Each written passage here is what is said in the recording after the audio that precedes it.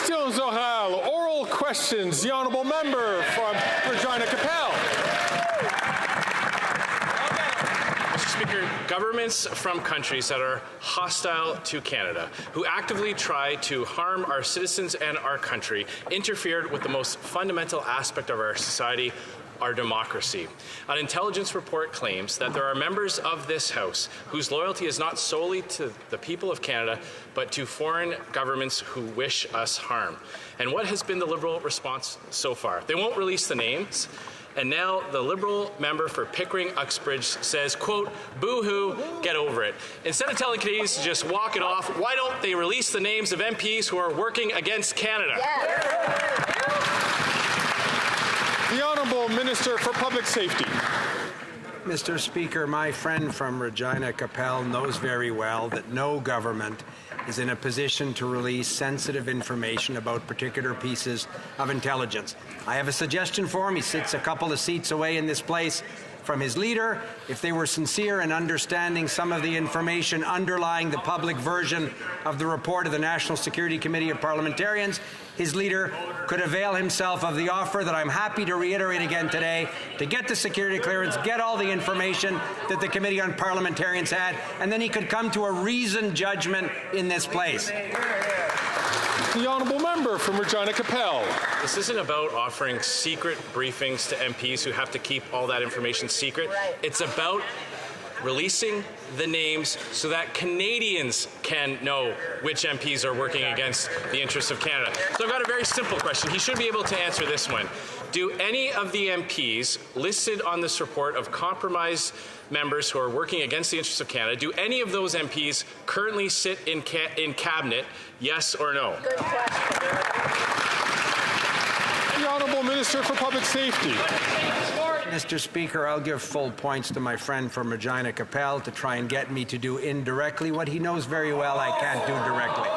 Mr. Speaker, I'll remind our friend that our government is the first government to take this issue seriously. In the previous Conservative government, they did absolutely nothing to secure our democratic institutions, in spite of public warnings from CSIS for the last 2 years they were in government. I worked last summer with my friend from Regina Capel to set up the Hogg Commission, for example. We look forward to Justice Hogg's recommendations and would be happy to work with him in terms of implementing them. Hear, hear. The honourable member from Regina Capel. Mr. Speaker, they sat on warnings from our intelligence agencies so that they could protect their own partisan interests. And they have refused to hand over cabinet confidences to the Hogg Commission. But this one should actually be really simple. Cabinet ministers get to see everything.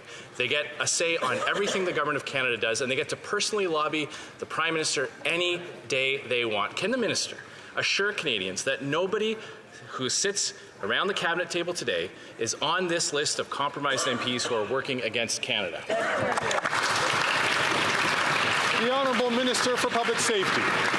Mr. Speaker, our friend from Regina Capel should know very well that our national security and intelligence agencies, including the Royal Canadian Mounted Police, take all of the issues of national security very seriously.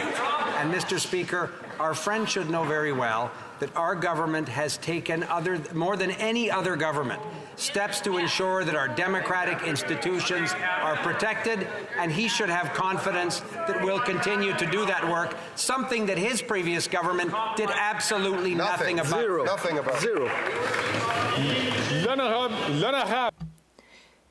The honourable member for Mégantic-L'Érable. Cabinet knows it. They know the names. Just like they knew that the Chinese Communist Party had intervened in the nomination process for Don Valley North. NCCOP revealed that members helped foreign state actors. The Prime Minister knows who those MPs are. For partisan reasons, he protected the member for Don Valley North. Is that why, once again, today, he's refusing to reveal the names? The Honourable Minister of Public Safety. Well, Mr. Speaker, my colleague is a serious parliamentarian.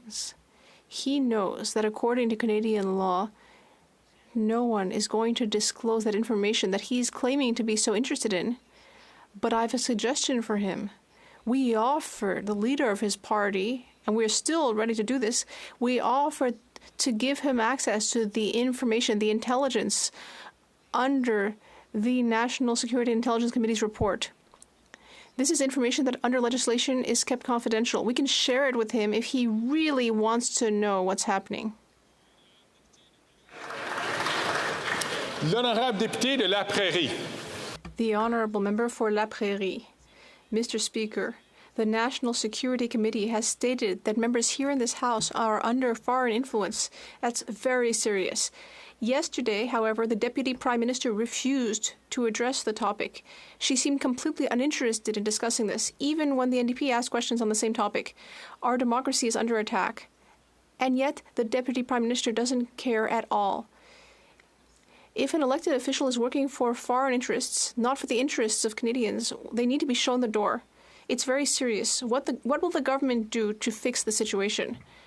The Honourable Minister of Public Safety.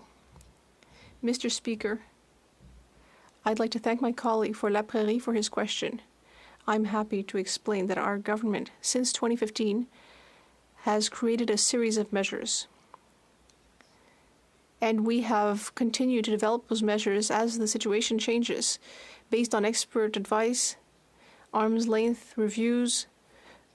We have brought before Parliament a very important piece of legislation on this. I greatly appreciate the Bloc Québécois support in order to bring in more measures to protect our institutions. We will continue to do that. The honourable member for La Prairie. It's time to take action. People are getting more and more worried. Meanwhile, in Ottawa, what has the government done? What has it brought in to do something about the fact that there are members here in this House who are collaborating with foreign powers? It's done nothing. We're seeing nothing done. And when we raise the problem that our democracy is under threat, the answer just ends up talking about interest rates and the Bank of Canada. It's not serious. This government needs to start taking democracy seriously. The Honourable Minister. Well, Mr. Speaker, I hope that all members in this House take democracy seriously. People who are lucky enough to be elected here to serve their constituents in Canada take democracy very seriously. And that's why I'm very pleased to work with my colleague for La Prairie.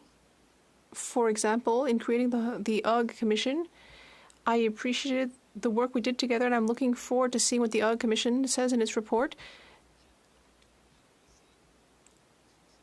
I'm looking forward to passing bills like C-70.